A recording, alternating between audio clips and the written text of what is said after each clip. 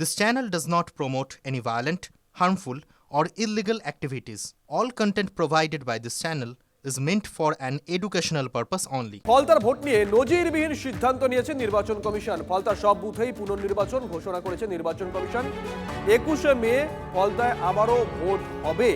প্রত্যেকটা বুথ অর্থাৎ 285টা বুথেই ফের ভোট গ্রহণ করা হবে। 4 মে রাজ্যের বাকি 293টা আসনে ভোট গণনা হবে।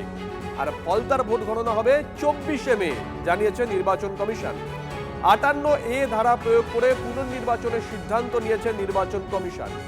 ভোট গণনা হওয়ার আগে 58 বা 58A ধারা অনুযায়ী কমিশন নির্বাচনের সিদ্ধান্ত নিতে পারে। সেক্ষেত্রে ফল প্রকাশের পরও পুনর্নির্বাচন হতে পারে, কারণ সংবিধান অনুযায়ী ফল প্রকাশ হয়ে গেলে কমিশন আর পুনর্নির্বাচনের সিদ্ধান্ত নিতে পারে না। শুধুমাত্র সেই অধিকার তখন আদালতেই থাকে। সেই কারণেই ফলতার ক্ষেত্রে বিশেষ ক্ষমতা আগে মানে ফল প্রকাশের আগেই প্রয়োগ করলো নির্বাচন কমিশন।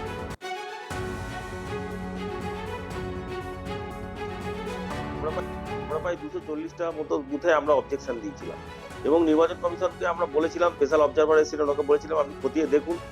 আমাদের দৃঢ় বিশ্বাস আমরা যেটা বলছি সেটা সঠিক এবং আমরা চাই পুনর্নির্বাচনটা হোক, পুরোটাই নির্বাচনটা হোক। এই ব্ল্যাক টেপ মারা হয়েছে, আতর লাগানো হয়েছে, সিসিটিভি ক্যামেরা ঘুরিয়ে রাখা হয়েছে। অতএব পুনর্নির্বাচনটা আমরা দাবি করেছিলাম, নির্বাচন কমিশন সব খতিয়ে দেখে পুনর্নির্বাচনটা করে দিয়েছে। এই কৃতদাস কমিশন মালিকের চাকরগিরি করতে করতে এমন জায়গায় পৌঁছেছে যে বুঝতে পেরেছে যেই সব বুথে ইভিএম খুললে পরে বিজেপি চোখে সর্ষে ফুল দেখবে, সেখানে কাউন্টিংই বন্ধ করিয়ে রাখবে। ফলতায় আমরা এটা কি দাবাং নাকি এনকাউন্টার স্পেশালিস্টকে পাঠিয়েছিল? তার রিপোর্টটা কোথায়? তার রিপোর্টে কি কোনো রিপোলিং এর উল্লেখ করা ছিল? তার রিপোর্টে কি কোথাও বুথ করার উল্লেখ করা ছিল? তাহলে সেই দাবাং, এনকাউন্টার স্পেশালিস্ট, সিংহম তারা এসে কি করেছে ফলতায়? সবার আগে তো তাকে ফোকাস করতে হবে। ফলতা হচ্ছে ব্ল্যাক স্পট পশ্চিমবাংলার ইলেকশনে, এবারের 26-এর সাধারণ নির্বাচনে।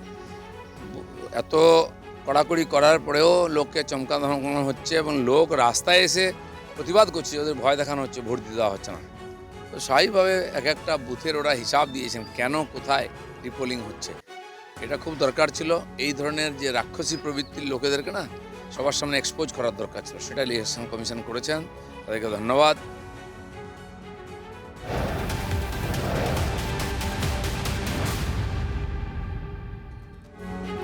ডায়মন্ড হারবার মডেল চুরমার। ফলতায় পুনর্নির্বাচন ঘোষণার পরই পোস্ট বিজেপি। এক্স মাধ্যমে অভিষেককে খোঁচা দিয়ে পোস্ট করেন অমিত মালব্য। সেই পোস্ট আপনাদেরকে আমরা দেখাচ্ছি। অমিত মালব্য পোস্ট করেছেন, সেই পোস্ট আপনাদেরকে দেখাচ্ছি। তিনি বলছেন ডায়মন্ড হারবার মডেল চুরমার। অভিষেক বন্দ্যোপাধ্যায়কে খোঁচা দিয়ে এমনই পোস্ট করেন অমিত মালব্য।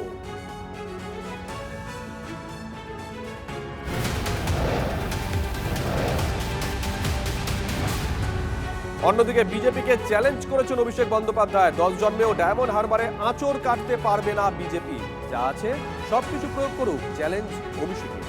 গোটা ভারতকে ফলতে আসার চ্যালেঞ্জ জানিয়েছেন ডায়মন্ড হারবারের সাংসদ।